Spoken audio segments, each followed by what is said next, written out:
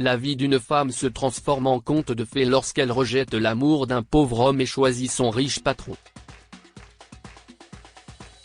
Contrairement à la fin des contes de fées, sa vie connaît un rebondissement inattendu lorsqu'elle se réveille un jour du coma. Je n'ai jamais eu une enfance rose. Né de parents de la classe moyenne, j'ai toujours eu envie d'une vie riche, comme celle de ma meilleure amie Sophie. Le jour de mon 17e anniversaire, elle et son petit ami, Jake, tous deux âgés de 18 ans, sont venus à ma fête avec un cadeau coûteux. Elle s'est vantée de faire des croisières et de voyager autour du monde avec son homme. Mais rien ne m'a plus enragé que lorsqu'elle a montré la bague en diamant hors de prix dont il l'avait gratifiée. J'ai caché mes mains sous les gants parce que j'étais gêné de montrer à tout le monde ma fausse bague. J'étais jalouse de Sophie et j'ai décidé de trouver mon prince charmant. Je rêvais d'un homme riche qui viendrait me voir dans une voiture de luxe et me couvrirait d'or et de diamants. 5 ans ont passé et j'étais au mariage de Sophie. J'ai regardé autour de moi le décor, les belles fleurs et les invités fortunés qui se pressaient. J'avais l'air d'une femme de ménage dans ma pauvre robe ordinaire. Je me suis dit que j'étais la seule à ne pas être à la hauteur. Je ne m'étais jamais sentie aussi malheureuse de toute ma vie. Après que le gâteau de mariage a été coupé, je me suis tenue avec les invités à l'entrée, attendant que Sophie lance son bouquet. Une forte vague de rire a envahi le portail de l'église lorsque j'ai attrapé le bouquet de roses. Je serai la prochaine heureuse élue à descendre l'allée, se sont réjouis certains. Mais j'avais décidé de ne pas le faire avant d'avoir trouvé mon prince charmant, un homme riche avec une belle apparence et un solde bancaire important. 5 autres années ont passé, et j'étais secrétaire dans une entreprise privée. J'ai goûté tôt au succès, mais je n'étais toujours pas heureuse. Je n'avais pas encore trouvé l'homme de mes rêves et cela m'irritait lorsque mes collègues me taquinaient avec Joseph, un employé ordinaire qui avait nourri des sentiments spéciaux pour moi. Il laissait des fleurs sur mon bureau tous les jours. Je l'ai même prévenu de ne pas le faire, mais il n'arrêtait pas. Cela m'agaçait. Mais j'avais autre chose à faire que de perdre mon temps avec un homme ordinaire et ses sentiments stupides pour moi. Joseph était un homme bon et décent. Il avait un physique à couper le souffle, mais était sans le sou. Moi, ne recherchais pas seulement la beauté. Même si j'aurais pu lui retourner ses sentiments, je ne pouvais m'y résoudre chaque fois que je le regardais de haut en bas. Si est un employé de bureau ordinaire. Si est un pauvre homme qui ne t'offrira pas la vie de tes rêves. Ne te fie pas aux apparences, Jessica, m'a prévenu ma conscience. Et puis un jour, j'ai trouvé un moyen de me débarrasser de Joseph. Le beau-fils de mon riche patron, Adam, a repris l'entreprise, et j'étais sa secrétaire. Nous nous parlions régulièrement en dehors du travail, et rapidement, il est tombé éperdument amoureux de moi.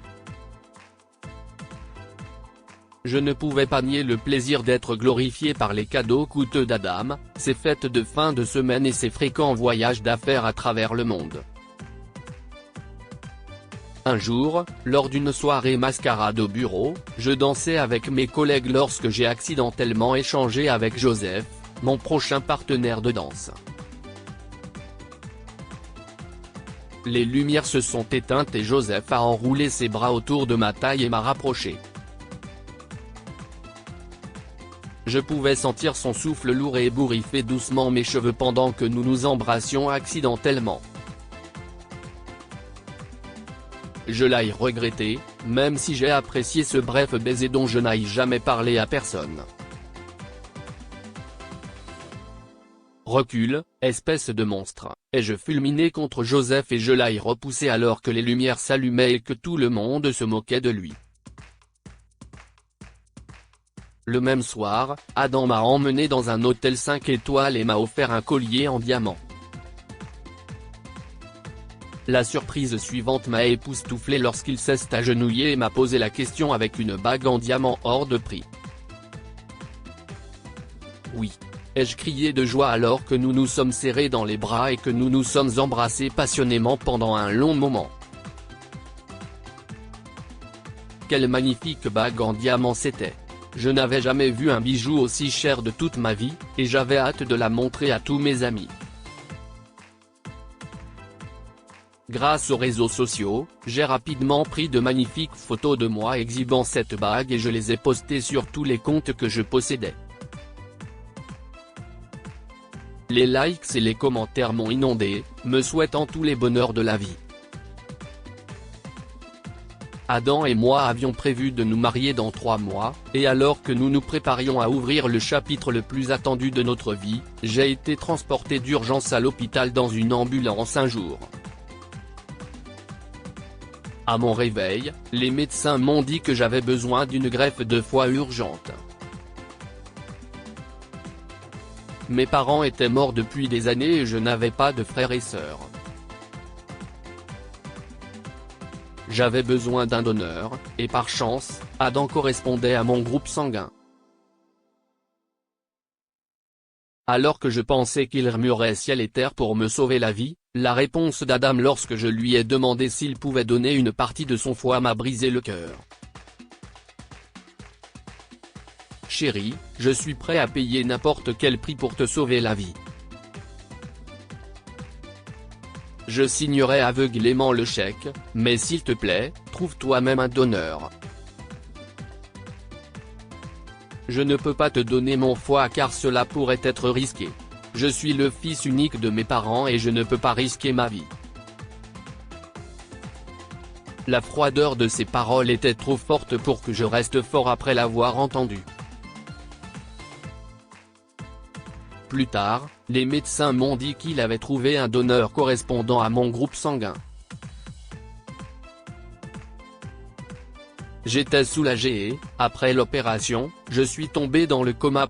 Lorsque je me suis réveillé quelques semaines plus tard, j'ai voulu remercier la personne qui m'avait sauvé la vie. J'ai demandé au médecin l'adresse du gentil monsieur et j'ai appris que le sauveur qui m'avait ramené au bord de la mort était l'homme dont je me moquais et que je méprisais. C'était Joseph, et il n'a jamais pris un centime pour me sauver la vie. Pourquoi as-tu fait cela, Joseph? Je t'ai détesté et humilié. Je n'ai jamais respecté tes sentiments pour moi. Je ne voyais en toi qu'un grain de poussière et de honte. Pourquoi as-tu fait cela pour moi? Mon cœur battait la chamade dans ma poitrine. Alors que je quittais l'hôpital, Adam est arrivé en courant et m'a serré dans ses bras.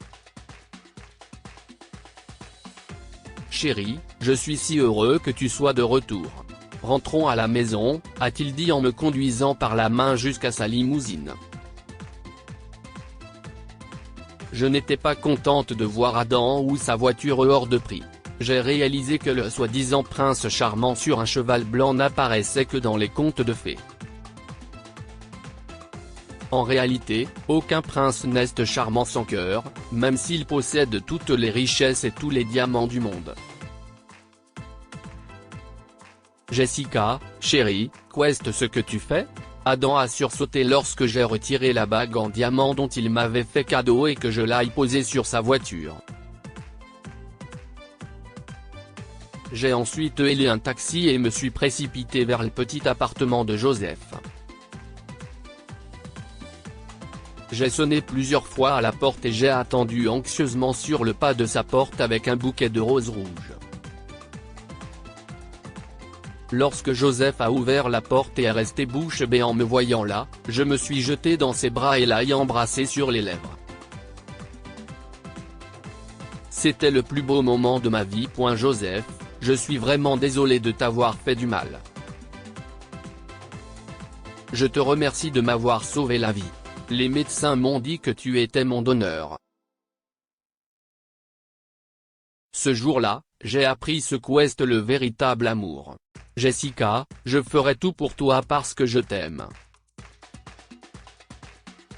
Même si on me dit de couper un morceau de moi-même pour te sauver la vie, je le ferai volontiers.